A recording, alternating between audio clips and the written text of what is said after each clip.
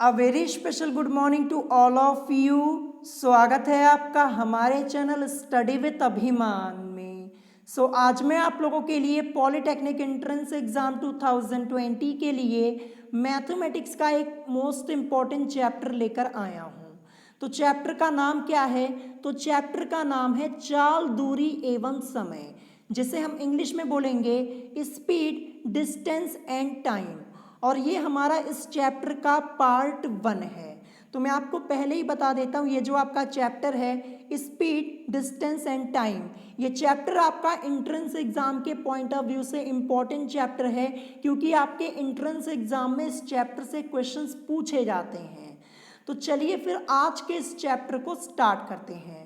तो चैप्टर को स्टार्ट करने से पहले मैं आप लोगों को बता दूं कि आज की इस वीडियो में मैं आपको यहाँ पे सबसे पहले बेसिक कंसेप्ट्स बताऊंगा, फिर उसके बाद हम इस चैप्टर के कुछ क्वेश्चंस को भी यहाँ पे सॉल्व करने वाले हैं।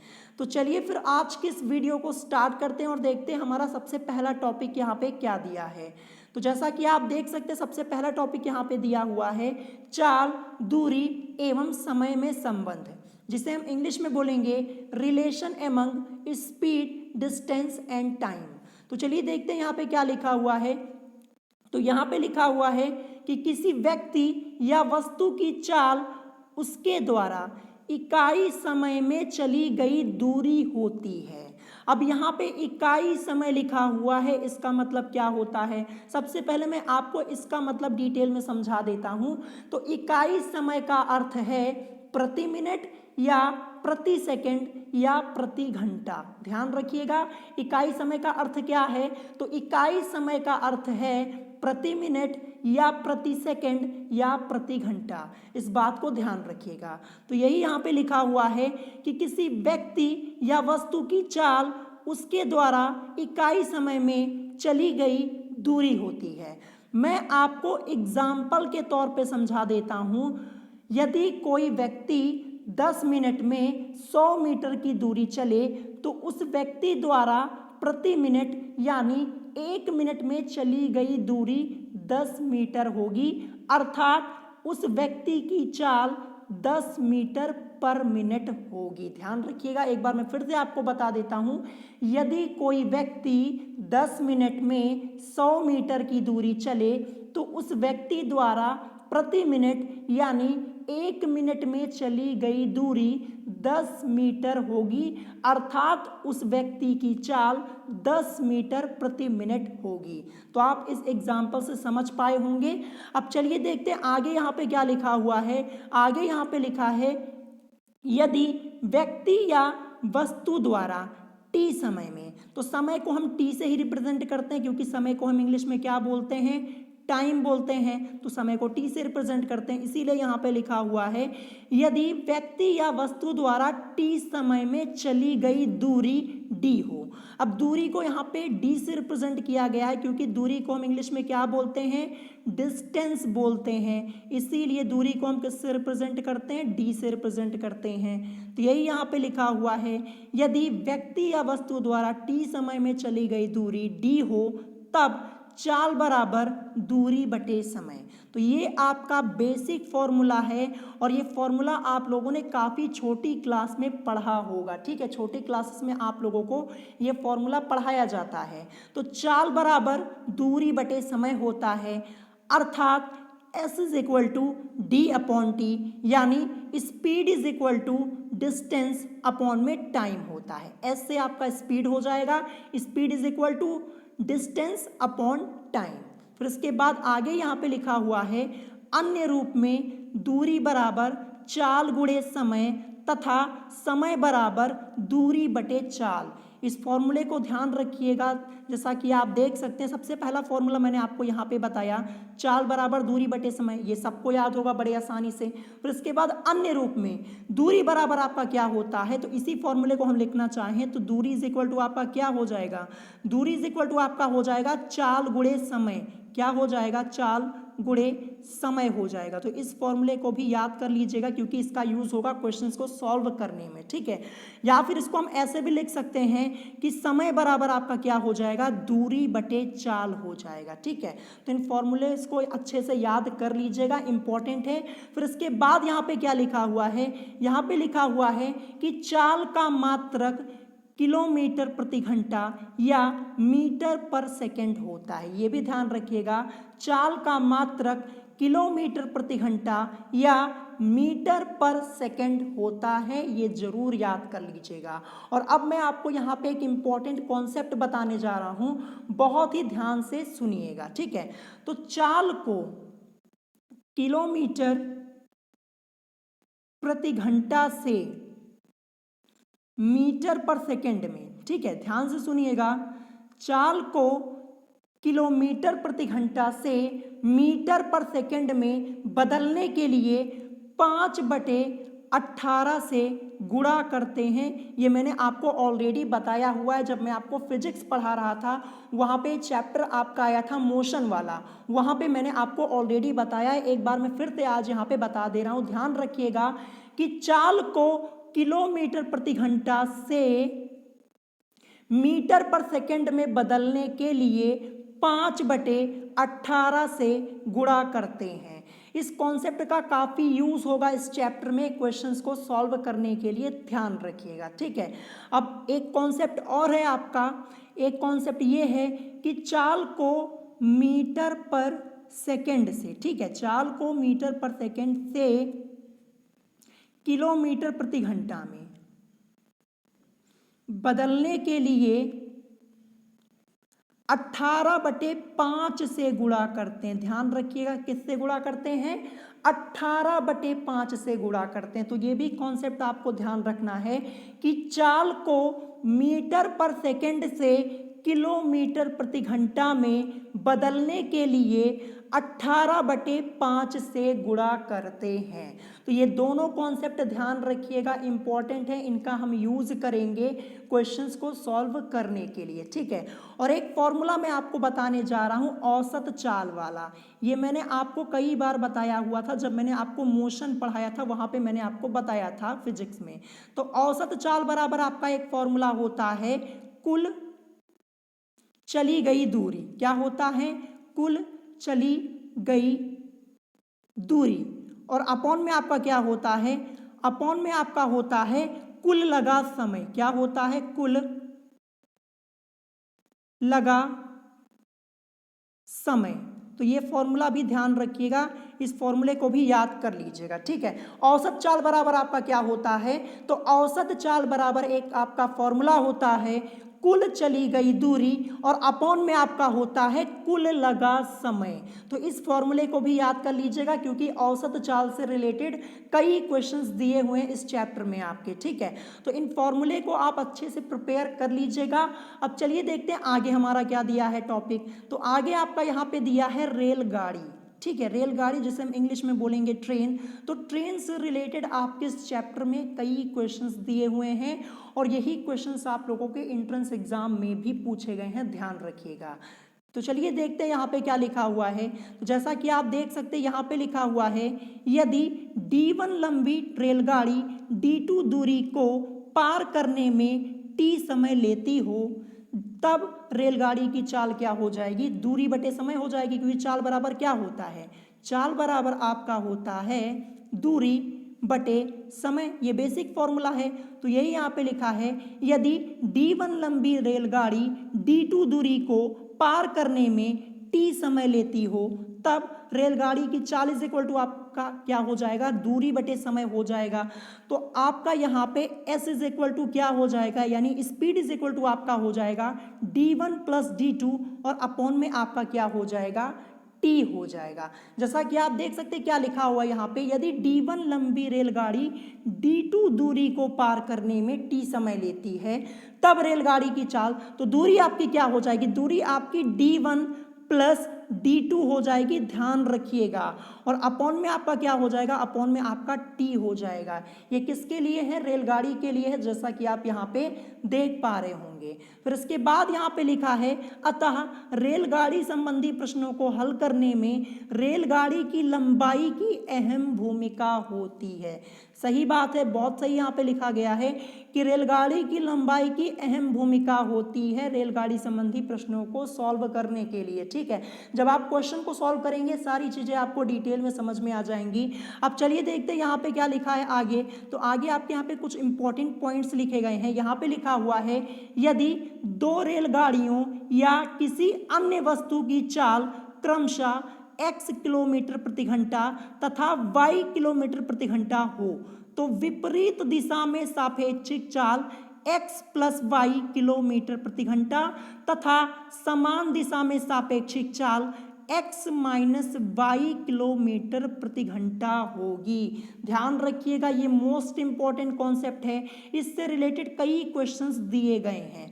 जब मैं आपको क्वेश्चन सॉल्व कराऊंगा तो आपको ये कॉन्सेप्ट बड़े आसानी से समझ में आ जाएगा। मैं आपको फिर से एक बार बता दे रहा हूं, यहाँ पे क्या लिखा है। यहाँ पे लिखा है, यदि दो रेलगाड़ियों या किसी अन्य वस्तु की चाल क्रमशः x किलोमीटर प्रति घंटा तथा y किलोमीटर प्रति घंटा हो तो विपरीत दिशा में सापेक्षिक चाल क्या हो जाएगी, x प्लस वाई किलोमीटर प्रति घंटा। ये विपरीत दिशा में सापेक्षिक चाल है, ध्यान रखिएगा।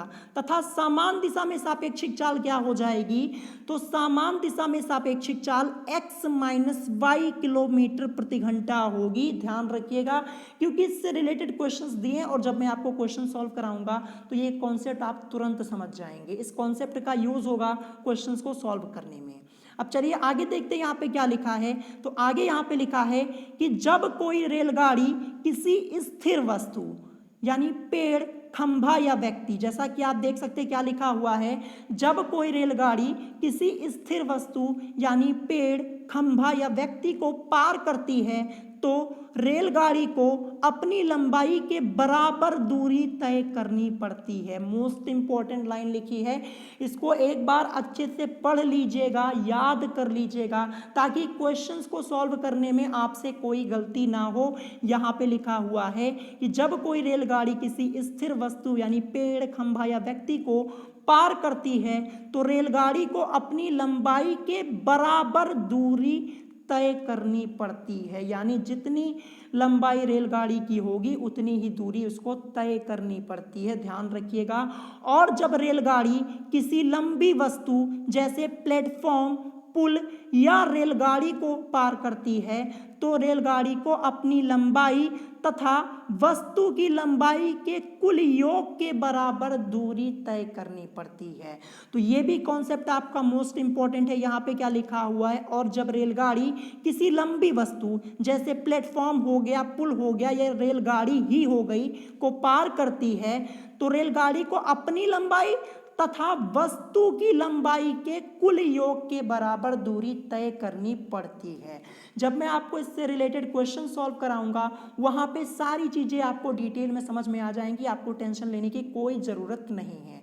तो ये कॉन्सेप्ट कुछ हो गया आपका रेलगाड़ी से रिलेटेड, और वैसे कई फॉर्मूले होते हैं, मैं आपको जब क्वेश्चन सॉल्व कराऊंगा वहीं पर सारी चीज़ें मैं आपको डिटेल में बता दूंगा। ठीक है, चलिए आगे बढ़ते हैं। नेक्स्ट टॉपिक हमारा क्या दिया है, नेक्स्ट टॉपिक हमारा दिया है नाव एवं धारा। तो यहाँ से भी आपके एंट्रेंस एग्जाम में कई बार क्वेश्चंस पूछे जा चुके हैं। नाव एवं धारा, जिसे हम इंग्लिश में बोलेंगे बोट एंड स्ट्रीम। तो चलिए देखते हैं यहाँ पे क्या लिखा हुआ है। यहाँ पे लिखा हुआ है कि नाव एवं धारा चाल, दूरी एवं समय का ही अनुप्रयोग है। अनुप्रयोग मतलब एप्लीकेशन। ठीक है, तो नाव एवं धारा चाल, दूरी एवं समय का ही अनुप्रयोग है। इससे संबंधित कुछ मुख्य तथ्य एवं सूत्र निम्न है। तो चलिए देखते हैं यहाँ पे क्या लिखा हुआ है। सबसे पहले यहाँ पे लिखा है, यदि नाव की चाल धारा के प्रवाह के अनुकूल हो तो इसे अनुप्रवाह चाल कहते हैं। अब यहाँ पे अनुप्रवाह लिखा हुआ है, इसे हम इंग्लिश में क्या बोलेंगे, क्योंकि यहाँ पे शुद्ध हिंदी लिखी हुई है तो अनुप्रवाह को हम इंग्लिश में बोलेंगे डाउन स्ट्रीम। क्या बोलेंगे, डाउन स्ट्रीम। ध्यान रखिएगा क्योंकि हिंदी में समझने में कुछ लोगों को दिक्कत होगी। यहाँ पे शुद्ध हिंदी लिखा हुआ है, अनुप्रवाह लिखा हुआ है, तो अनुप्रवाह को हम इंग्लिश में क्या बोलेंगे? डाउन स्ट्रीम बोलेंगे। ध्यान रखिएगा। तो ध्यान रखिए, यदि नाव की चाल धारा के प्रवाह के अनुकूल हो तो इसे अनुप्रवाह चाल कहते हैं, यानी डाउन स्ट्रीम स्पीड कहते हैं। ध्यान रखिएगा। फिर इसके बाद यहाँ पे आगे क्या लिखा है? आगे लिखा है और यदि नाव की चाल धारा के प्रवाह के प्रतिकूल, प्रतिकूल मतलब विपरीत, प्रतिकूल मतलब क्या हो जाएगा? विपरीत हो जाएगा। ध्यान रखिएगा। तो यही लिखा हुआ है, और यदि नाव की चाल धारा के प्रवाह के प्रतिकूल यानी विपरीत हो तो इसे ऊर्ध्व प्रवाह चाल कहते हैं। अब यहाँ पे ऊर्ध्व प्रवाह लिखा हुआ है, शुद्ध हिंदी लिखी हुई है, इसे इंग्लिश में हम क्या बोलेंगे? इंग्लिश में बोलेंगे अप स्ट्रीम। क्या बोलेंगे? अप स्ट्रीम बोलेंगे। ध्यान रखिएगा। तो यहाँ पे क्या लिखा हुआ था? यहाँ पे लिखा हुआ था यदि नाव की चाल धारा के प्रवाह के प्रतिकूल यानी विपरीत हो तो इसे ऊर्ध्व प्रवाह चाल यानी अप स्ट्रीम स्पीड कहते हैं। ध्यान रखिएगा। ठीक है। फिर इसके बाद आगे यहाँ पे क्या लिखा हुआ है? आगे लिखा हुआ है यदि शांत जल में नाव की चाल u किलोमीटर प्रति घंटा तथा धारा की चाल v किलोमीटर प्रति घंटा हो तो, यहाँ पे क्या लिखा हुआ है? यदि शांत जल में नाव की चाल u किलोमीटर प्रति घंटा तथा धारा की चाल v किलोमीटर प्रति घंटा हो तो, सबसे पहले यहाँ पे क्या लिखा है? नाव की अनुप्रवाह चाल। अनुप्रवाह चाल को हम इंग्लिश में क्या बोलते हैं? डाउन स्ट्रीम स्पीड बोलते हैं। तो क्या हो जाएगी नाव की अनुप्रवाह चाल? u प्लस v किलोमीटर प्रति घंटा। अब u प्लस v क्यों हुआ? प्लस इसलिए यहाँ पे लगा क्योंकि अनुकूल है। ठीक है। क्या है? अनुकूल है। मैंने आपको अभी ऊपर क्या बताया? यदि नाव की चाल धारा के प्रवाह के अनुकूल हो तो इसे अनुप्रवाह चाल कहते हैं, और यहाँ पे अनुप्रवाह चाल की बात हो रही है तो क्या होगा? अनुकूल होगा ना, तो इसीलिए यहाँ पे लगा प्लस, यानी u प्लस v किलोमीटर प्रति घंटा। तो आशा करता हूँ ये आप समझ पाए होंगे। अब सेकेंड पॉइंट देखते हैं, नाव की ऊर्ध्व प्रवाह चाल। ऊर्ध्व प्रवाह चाल को इंग्लिश में क्या बोलते हैं? अप स्ट्रीम स्पीड बोलते हैं। तो क्या हो जाएगी यहाँ पे? u माइनस v किलोमीटर प्रति घंटा। अब यहाँ पे u माइनस v क्यों हुआ? माइनस क्यों लगा? क्योंकि यहाँ पे बात क्या हो रही है? ऊर्ध्व प्रवाह चाल की। और ऊर्ध्व प्रवाह चाल मैंने अभी ऊपर आपको क्या बताया? यदि नाव की चाल धारा के प्रवाह के प्रतिकूल यानी विपरीत। अब यहाँ पे विपरीत की बात हो रही है, इसीलिए क्या हो जाएगा? माइनस लग जाएगा। यानी नाव की ऊर्ध्व प्रवाह चाल यानी अप स्ट्रीम स्पीड क्या हो जाएगी? u माइनस v किलोमीटर प्रति घंटा। ध्यान रखिएगा, ये इंपॉर्टेंट कॉन्सेप्ट्स हैं। अगर आप ये कॉन्सेप्ट समझ जाएंगे तो क्वेश्चन तो आप बड़े आसानी से सॉल्व कर पाएंगे, आपको कोई दिक्कत भी नहीं होगी। ठीक है। अब चलिए देखते हैं आगे। यहाँ पे क्या दिया? आगे लिखा है यदि नाव की अनुप्रवाह एवं ऊर्ध्व प्रवाह चाल ज्ञात हो तब शांत जल में नाव की चाल। यहाँ पे कंडीशन क्या लिखी है? ध्यान रखिएगा। कंडीशन यहाँ पे लिखी है यदि नाव की अनुप्रवाह एवं ऊर्ध्व प्रवाह चाल ज्ञात हो तब।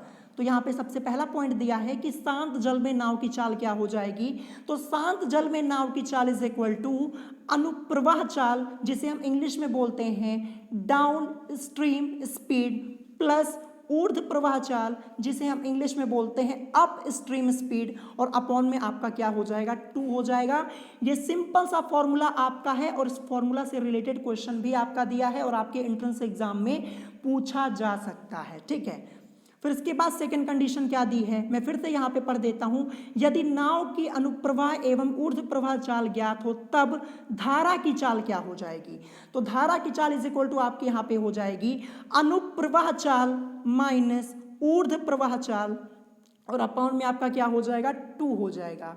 फॉर्मूला आपका ऊपर जैसे ही है, लेकिन बस प्लस माइनस का अंतर है। ध्यान रखिएगा, जब शांत जल में नाव की चाल आपसे पूछी जाएगी तो अनुप्रवाह चाल प्लस ऊर्ध्व प्रवाह चाल अपॉन में आपका 2 हो जाएगा, ऊपर यहाँ पे प्लस लगा हुआ है। और अगर आपसे धारा की चाल पूछी जाएगी तो क्या हो जाएगा? अनुप्रवाह चाल माइनस ऊर्ध्व प्रवाह चाल, और अपॉन में आपका 2 हो जाएगा। और कंडीशन आपकी यहाँ पे ऊपर लिखी कि यदि नाव की अनुप्रवाह एवं ऊर्ध्व प्रवाह चाल ज्ञात हो तब के लिए ये फॉर्मूले आपके दिए हैं, तो इनको एक बार अच्छे से पढ़ लीजिएगा, इंपॉर्टेंट है, ध्यान रखिएगा। अब चलिए अब मैं आपको कुछ और इंपॉर्टेंट फॉर्मूले यहाँ पे बता देता हूँ। जैसा कि आप देख सकते हैं यहाँ पे आगे क्या लिखा है, आगे आपका दिया है यदि कोई व्यक्ति दो समान दूरियों को S1 तथा S2 किलोमीटर प्रति घंटा की चाल से तय करता है, तब पूरी यात्रा में व्यक्ति की औसत चाल क्या हो जाएगी। अभी मैंने आपको औसत चाल का ऊपर फॉर्मूला बताया था, कुल चली गई दूरी और अपॉन में कुल लगा समय होता है। लेकिन यहाँ पे दूसरी कंडीशन है, यदि कोई व्यक्ति दो समान दूरियों को, ध्यान रखिएगा जो दूरियां हैं वो समान हैं, दो समान दूरियों को S1 तथा S2 किलोमीटर प्रति घंटा की चाल से तय करता है, तब पूरी यात्रा में व्यक्ति की औसत चाल इज इक्वल टू क्या हो जाएगा, 2S1 S2 अपॉन में आपका हो जाएगा S1 प्लस S2 किलोमीटर प्रति घंटा। तो इस फॉर्मूले का हम यूज़ करेंगे क्वेश्चंस को सॉल्व करने के लिए, और इस फॉर्मूले से रिलेटेड एक क्वेश्चन मैं अभी आपको आज सॉल्व भी करवाऊंगा, तो अभी आप वहाँ पे समझ जाएंगे, ठीक है। तो इस फॉर्मूले को अच्छे से याद कर लीजिएगा। अब चलिए आगे देखते हैं यहाँ पे क्या दिया है। सेकेंड पॉइंट यहाँ पे लिखा है यदि कोई व्यक्ति तीन समान दूरियों को, अब यहाँ पे तीन समान दूरियों की बात हो रही है, ऊपर दो समान दूरियों की बात हो रही थी, तो यदि कोई व्यक्ति तीन समान दूरियों को S1, S2 और S3 किलोमीटर प्रति घंटा की चाल से तय करता है, तब पूरी यात्रा में व्यक्ति की औसत चाल क्या हो जाएगी, 3S1 S2 S3 अपॉन में S1 S2 plus S2 S3 plus S3 S1 kilometre प्रति घंटा।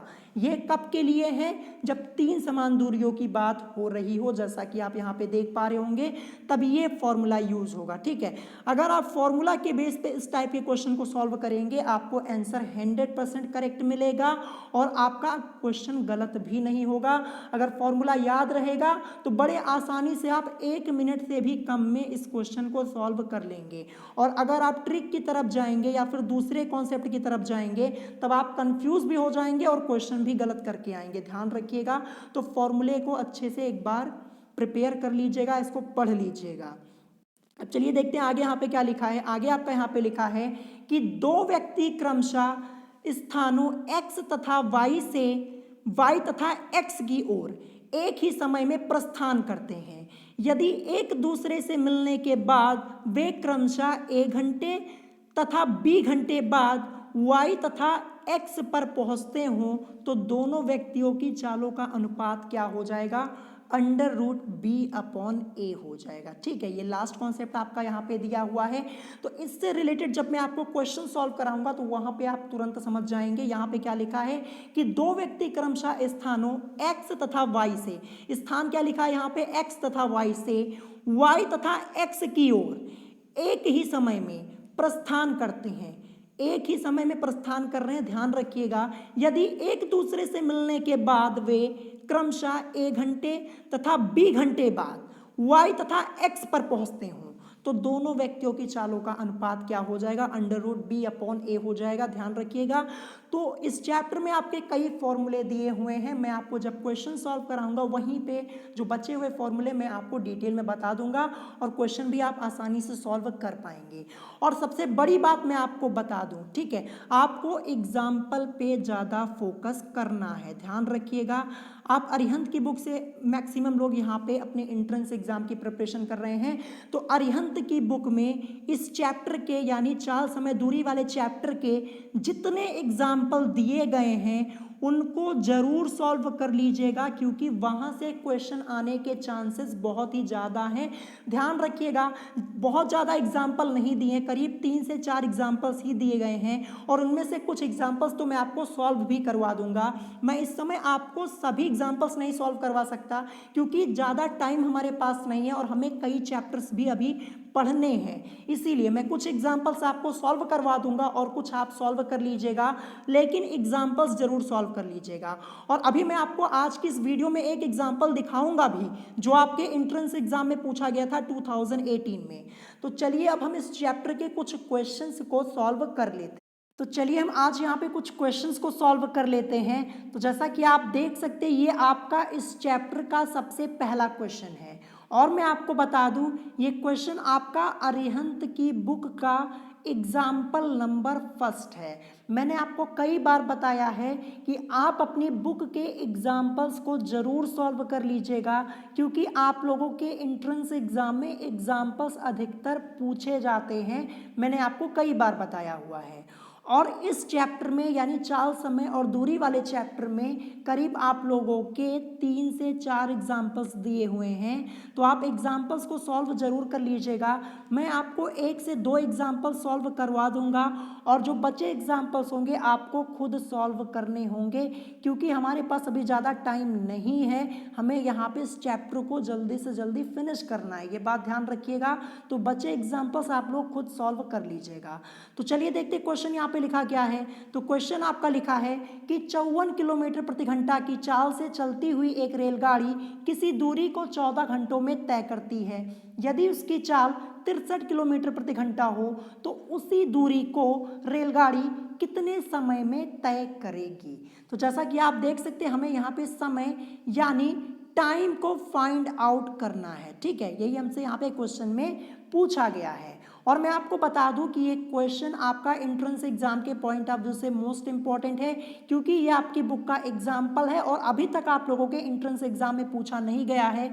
तो पूरे चांसेस बनते हैं कि इस बार के एंट्रेंस एग्जाम में आप लोगों से ये क्वेश्चन पूछ लिया जाएगा। ठीक है, तो चलिए फिर हम इस क्वेश्चन को सॉल्व करना स्टार्ट करते हैं। तो हमसे यहाँ पे समय पूछा हुआ है, समय हमें यहाँ पे ज्ञात करना है। तो समय निकालने से पहले हमें यहाँ पे सबसे पहले डिस्टेंस यानी दूरी को निकालना होगा। जब तक हम यहाँ पे दूरी को नहीं निकालेंगे तब तक ये हमारा क्वेश्चन आगे सॉल्व नहीं होगा। तो सबसे पहले हम यहाँ पे डिस्टेंस को फाइंड आउट करेंगे।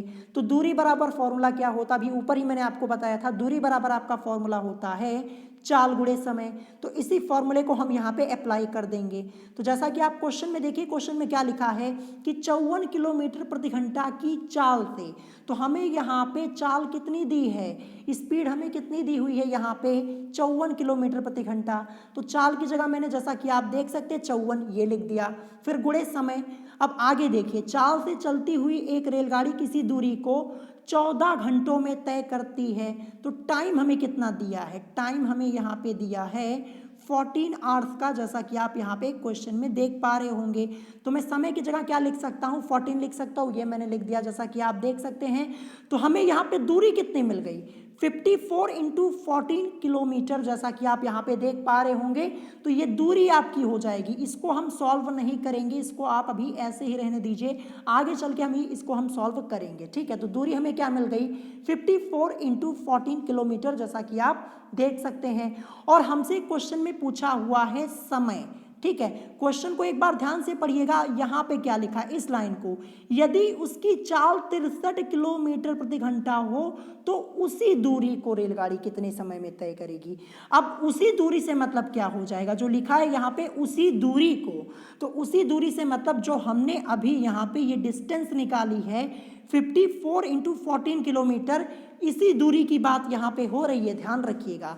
तो हमें यहाँ पे समय निकालना है, अतः अभीष्ट समय बराबर आपका क्या हो जाएगा, समय बराबर आपका फॉर्मूला होता है दूरी बटे चाल, अभी ऊपर ही मैंने आपको बताया हुआ है। तो समय बराबर दूरी बटे चाल।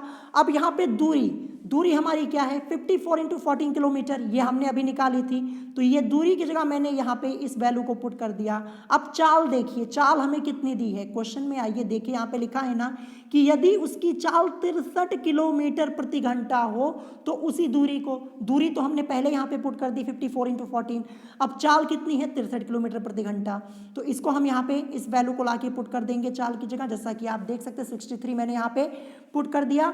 अब कुछ नहीं करना, क्वेश्चन को सीधे सीधे सॉल्व कर लेना है। तो 7 9 63 होता है, 7 2 14 होता है, 54 की मल्टीप्लाई 2 में करवाइए तो आपको मिलेगा 108 और अपॉन में 9 तो रहेगा ही ये वाला।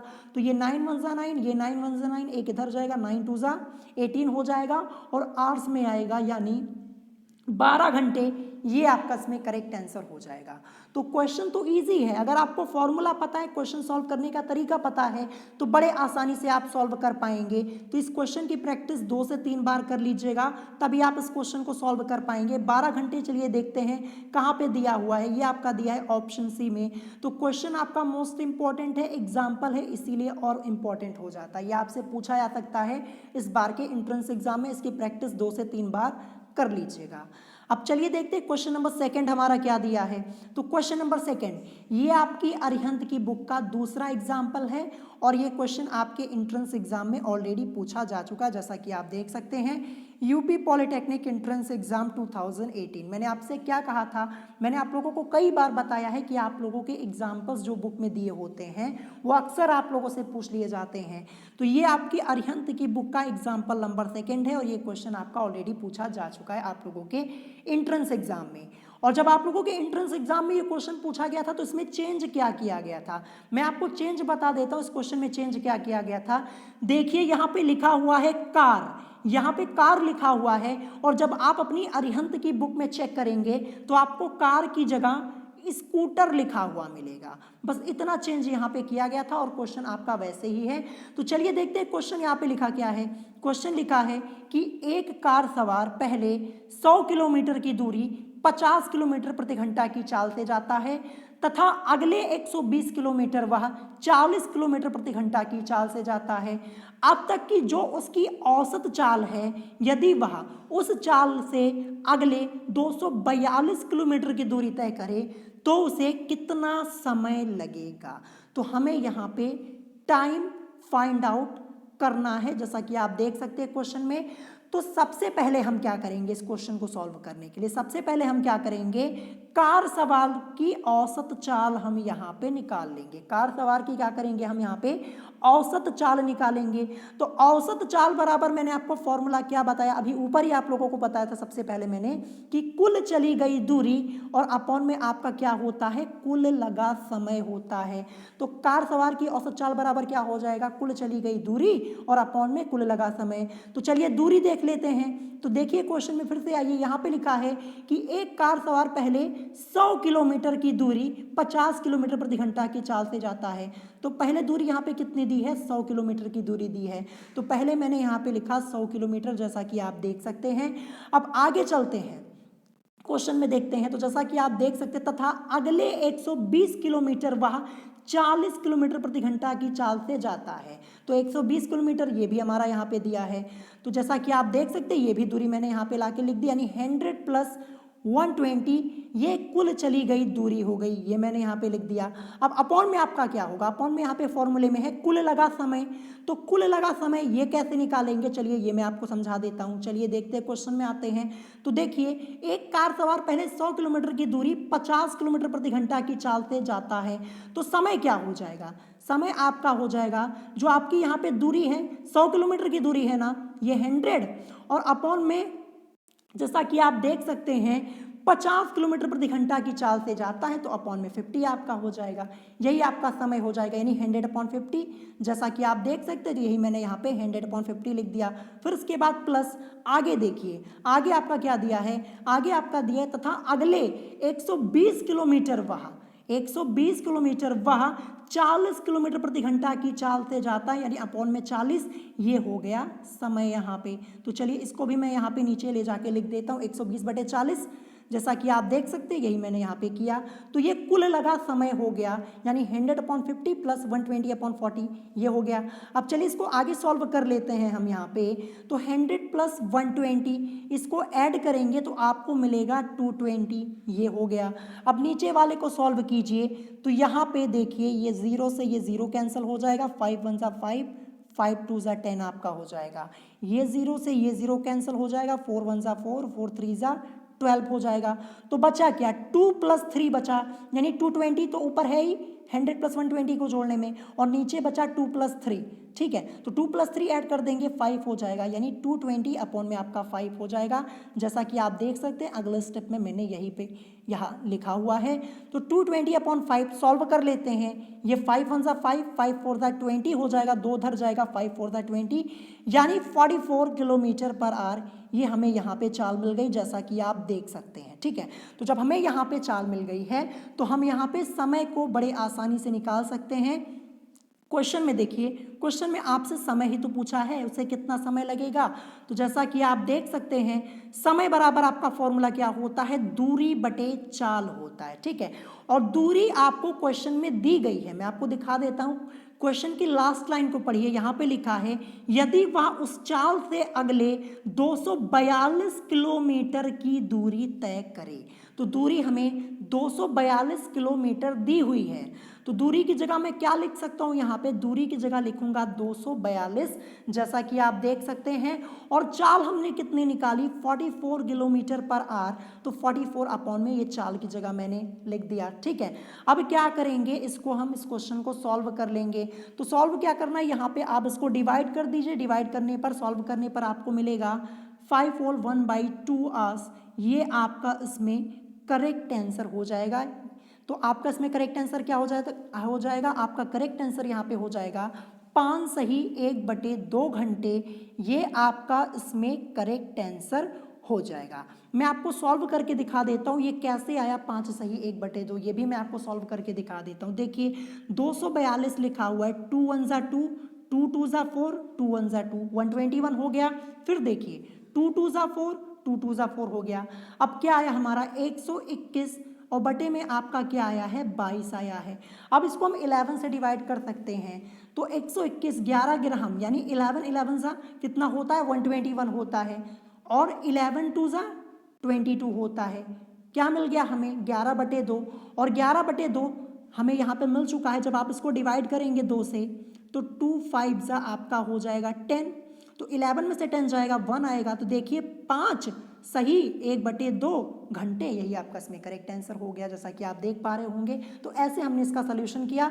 चलिए ऑप्शन में चेक करते हैं 5 सही 1/2 कहाँ पे दिया हुआ है, तो ये दिया है ऑप्शन सी में, ऑप्शन सी आपका इसमें करेक्ट आंसर हो जाएगा। तो जैसा कि आप देख सकते हैं ये एग्जाम्पल आप लोग से पूछ लिया गया था। तो अब मेरे हिसाब से यहाँ पे 2 एग्जाम्पल्स और बचे हुए हैं आपके इस चैप्टर में, तो आप उसको सॉल्व कर लीजिएगा। अगर मेरे पास टाइम होगा तो मैं आपको सॉल्व करवा दूंगा, ठीक है। तो चलिए देखते हैं आज का हमारा लास्ट क्वेश्चन क्या दिया है, क्वेश्चन नंबर 3। तो जैसा कि आप देख सकते हैं ये आज का आपका लास्ट क्वेश्चन है, क्वेश्चन नंबर 3। यहाँ पे क्वेश्चन लिखा हुआ है कि रमेश 12 किलोमीटर प्रति घंटा की चाल से विद्यालय जाता है और 10 किलोमीटर प्रति घंटा की चाल से वापस आता है, उसकी औसत चाल बताइए। तो हमें यहाँ पे औसत चाल ज्ञात करनी है। तो ये क्वेश्चन आपका फॉर्मूला बेस्ड क्वेश्चन है, इस क्वेश्चन को हम फॉर्मूले की हेल्प से सॉल्व करने वाले हैं। और इस क्वेश्चन से रिलेटेड फॉर्मूला अभी मैंने आज आपको बताया हुआ है, और मैंने आप लोगों से कहा था कि उस फॉर्मूले से रिलेटेड एक क्वेश्चन मैं आपको सॉल्व करवाऊंगा। तो यही आपका क्वेश्चन है। तो चलिए एक बार मैं फिर से आपको वो फॉर्मूला समझा देता हूँ। जैसा कि आप देख सकते हैं यहाँ पे लिखा हुआ है कि यदि कोई व्यक्ति 2 समान दूरियों को S1 तथा S2 किलोमीटर प्रति घंटा की चाल से तय करता है, तब पूरी यात्रा में व्यक्ति की औसत चाल इज इक्वल टू आपकी क्या हो जाती है 2S1 S2 अपॉन में S1 + S2 किलोमीटर प्रति घंटा। अब चलिए क्वेश्चन में आइए। जैसा कि आप देख सकते हैं यहाँ पे क्वेश्चन में लिखा है कि रमेश 12 किलोमीटर प्रति घंटा की चाल से विद्यालय जाता है और 10 किलोमीटर प्रति घंटा की चाल से वापस आ जाता है। तो जो रमेश विद्यालय जा रहा है और आ रहा है, दोनों दूरियां क्या है, दोनों दूरियां ये समान हैं, लेकिन यहाँ पे जैसा कि आप देख सकते हैं जो रमेश की चाल है वो डिफरेंट है। यहाँ पे देखिए 12 किलोमीटर प्रति घंटा की चाल से विद्यालय जाता है और 10 किलोमीटर प्रति घंटा की चाल से वापस आता है।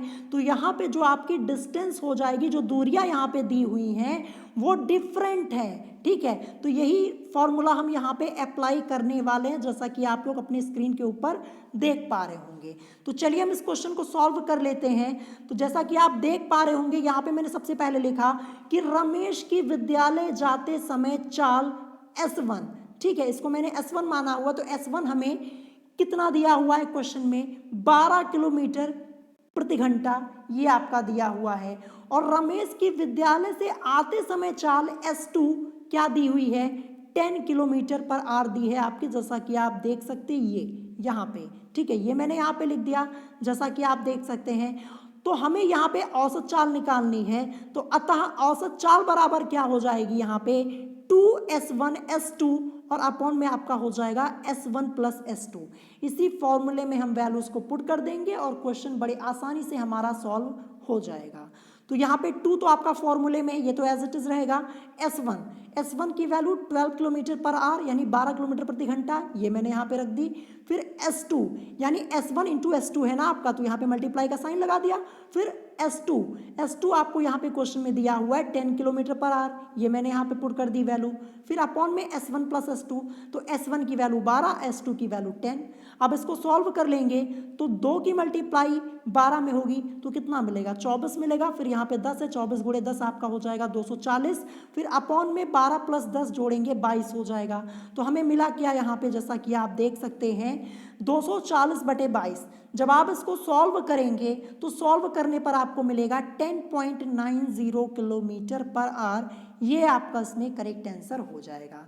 तो चलिए ऑप्शन में चेक करते हैं 10.90 किलोमीटर पर आवर कहाँ पे दिया है, तो ये आपका दिया है ऑप्शन सी में। तो ऑप्शन सी आपका इसमें करेक्ट आंसर हो जाएगा। तो क्वेश्चन बहुत इजी था, बस आपको ये कॉन्सेप्ट पता होना चाहिए, ये फॉर्मूला पता होना चाहिए, बड़े आसानी से आप इस क्वेश्चन को सॉल्व कर पाएंगे। तो आज के इस वीडियो में मैंने आपको इस चैप्टर के बेसिक कॉन्सेप्ट्स बता दिए हैं और साथ ही साथ मैंने आपको यहाँ पे 3 क्वेश्चन भी सॉल्व करा दिए हैं। अब जो इस चैप्टर के इंपॉर्टेंट क्वेश्चन हमारे बचे हुए हैं वो मैं आपको नेक्स्ट पार्ट में फिनिश करवा दूंगा और मैं कोशिश करूंगा ये चैप्टर मैं आपका जल्द से जल्द फिनिश करवा दूं।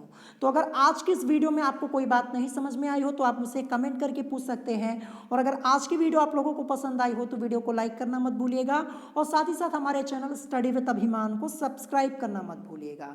तो आज की वीडियो में इतना ही, मिलेंगे नेक्स्ट वीडियो में। Thanks for watching.